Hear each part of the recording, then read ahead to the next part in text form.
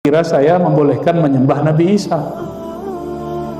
Tapi kita kembalikan ke bahasa Melayu lama, sembah dalam arti hormat boleh, tapi sembah dalam arti ibadah tidak boleh.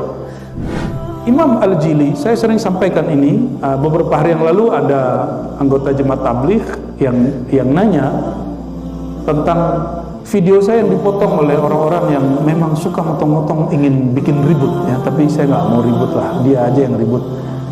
Jadi Imam Al-Jili, saya nukil, beliau mengatakan la ilaha illallah secara akidah adalah la ilaha illallah secara hakikah.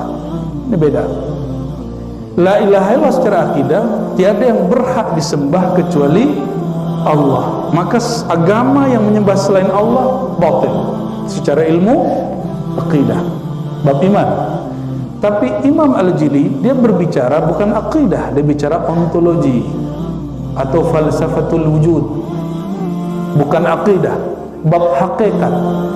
La ilaha, terjemahan beliau apa? Ini terjemahan Imam Al-Jili. Tiadalah Tuhan yang disembah illallah kecuali Allah. Maka siapapun Tuhan yang disembah di alam ini secara hakikat dikembali kepada Allah, tetapi kelompok-kelompok itu tidak sempurna dalam menyembah.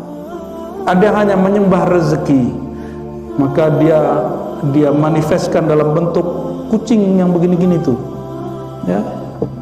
Ada yang menyembah kepada gunung karena terlihat tinggi dan hebat, ada yang menyembah matahari karena sumber hayat kehidupan alam. Dia hanya menyembah satu nama, hayat.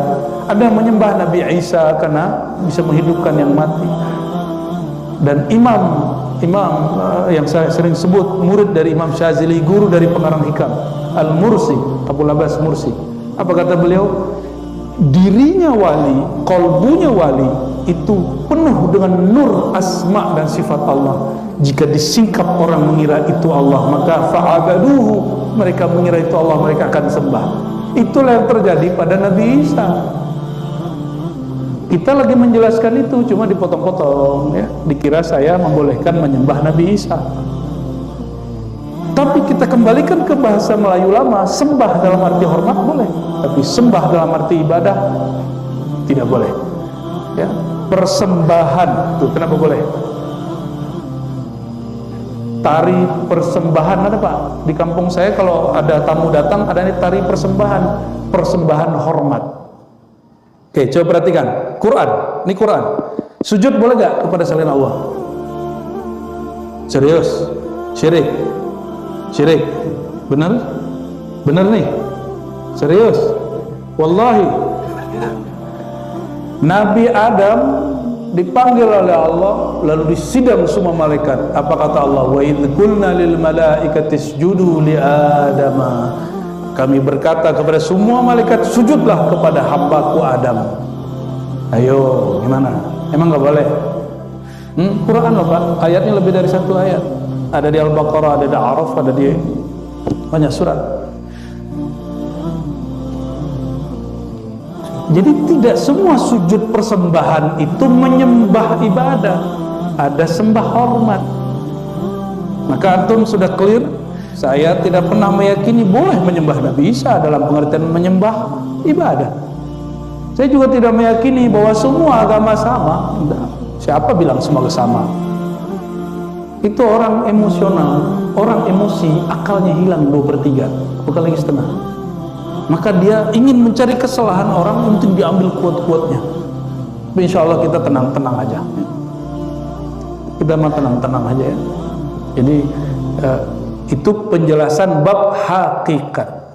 Jadi la ilaha fil haqiqah, tiada Tuhan yang disembah secara hakikat kecuali Allah. Namun mereka menyembah Allah tidak sempurna. Apa kata Imam Al-Jili? Makanya ngaji, jangan ngaji di YouTube doang. Ya, al-ma'bud al-hakiki Allah, ma'bud hakiki Allah, dan yang menyembah Allah secara utuh hanya Nabi Muhammad SAW dan umat Nabi Muhammad SAW. Saya umat Nabi Muhammad SAW. Maka dalam bab hakikat bahasanya bukan benar salah sesat, enggak. Bahasanya kamil, akmal, qasir, sempurna tidak sempurna. Itu bahasa hakikat. Jadi kalau ada orang ngomong hakikat subuh, dia belum nyampe kepada puncak hakikat. Imam Al-Jili sampai kepada puncak hakikat, maka dia memandang non-muslim bukan untuk dibenci, bukan mengatakan mereka salah, cukup katakan mereka tidak sempurna. Itu bahasa hakikat, bukan bahasa akidah. Ya, ilmu itu luas. Ya, a'rafun nas bil khilaf, a'rafuhum bid din. Orang yang paling mengenal perbedaan faham, perbedaan ilmu A dengan ilmu B, itu orang yang paling paham beragama. Ya, jadi kalau ada antum ditanyain orang mengenai kalimat-kalimat saya tadi, itu bukan kalimat saya, tapi kalimat dari Imam Al-Jili. Babnya bukan bab akidah, tapi bab haqiqah. Bab haqiqah, bab ontologi, tidak wilayah hukum akidah, dia wilayah yang lain. Wilayahnya bukan benar salah, wilayahnya sempurna tidak sempurna, elok kurang elok. Dan saya sedang mencoba mengedukasi diri saya sendiri dan kita semua supaya kita upgrade dari sekedar bab akidah naik ke bab haqiqah, biar jadi rahmat bagi alam semesta, bukan menjadi musuh orang yang berbeda. Wallahu a'lam bishawab.